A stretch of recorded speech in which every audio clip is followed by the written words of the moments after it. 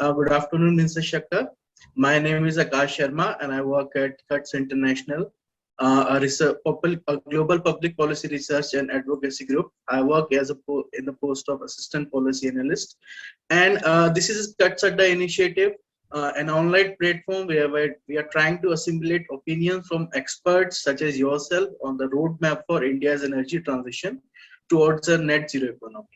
To our viewers, I would like to introduce Mr. Ajay Shankar. He is a distinguished fellow at the Energy and Resource Institute and former Secretary, Department of Industrial Policy and Promotion, Government of India.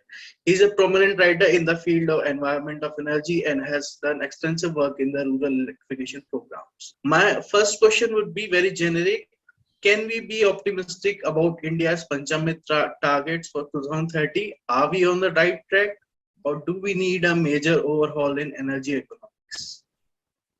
The targets for 2030, which the Prime Minister announced at Glasgow at the COP meeting in November last year, are certainly very ambitious.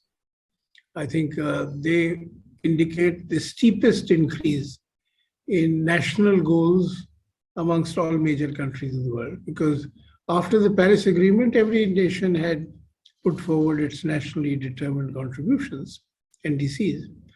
And we had put up in 2015 a very ambitious goal for 2030.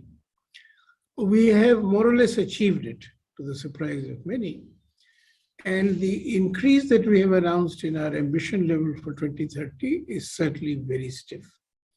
If you look at just one broad number, right now, renewable energy constitutes or contributes to about a little over 10% of our total electricity consumption.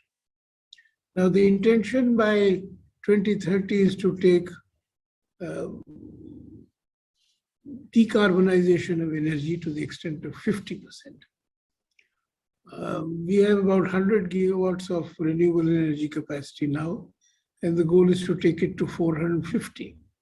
So the ambition is very, very, very high and very steep, and we've certainly indicated our firm commitment to making our contribution towards minimizing the damage from climate change. My next question is, our policies are mainly focused on carbon mitigation.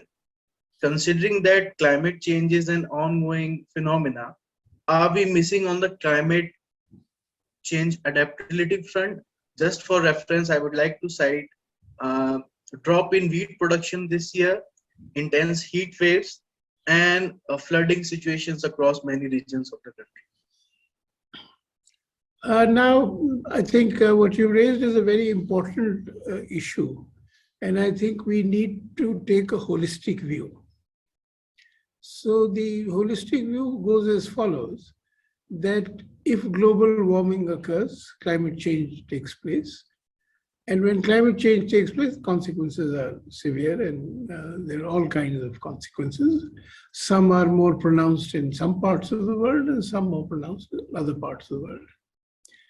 Now, global warming should be restricted to a maximum of 1.5 degrees, according to the consensus among scientists. The Paris Agreement looked at the goal of 1.5, but said we will aim at 2 degrees. Right now, whatever has happened in the world, would be premature to say with confidence that we will even achieve the 2 degrees. Many experts believe that 1.5 is getting to be too late, and we are very unlikely to achieve the goal of 1.5. Now, what happens is that as climate change takes place or global warming goes on and up and upwards, 1.5 to 2.5, the consequences are very extreme. And if one looks at the adjustments needed to cope with the consequences, that's what adaptation is all about, then a good way to understand is that if it is 1.5 degrees, the adaptation costs are a sun level, but if 1.5 degrees starts going upwards to 2.5 onwards, the adaptation costs rise exponentially. So it makes great sense for everybody in the world to put all their energy and resources and willpower to succeed on mitigation. Because whatever be the higher costs of mitigation, the higher costs for the next generation for adaptation would be exponentially higher. And in some cases, it may not be possible at all. So if you take at low-lying islands or low-lying deltaic areas, sea levels rise, we are really looking at a few 100 million people having to shift physically. That's it's easy to say a few 100 million people shifting physically on the planet. But you look at human history, I mean, this is something which has never happened, and one can't easily think of policies which would allow this to happen. Or alternatively, you build walls to keep the seawater out. Now again, large islands or deltaic regions can't do it. So I think our highest focus should be on mitigation. And to succeed on mitigation, it makes good sense for India also to aim at becoming net zero. The Prime Minister said 2070 in Glasgow, because we are a developing country, our per capita emissions are very low, per capita energy consumptions are low. So we said 270 because China had said 260. And the prosperous advanced countries have only said 2050. Yes.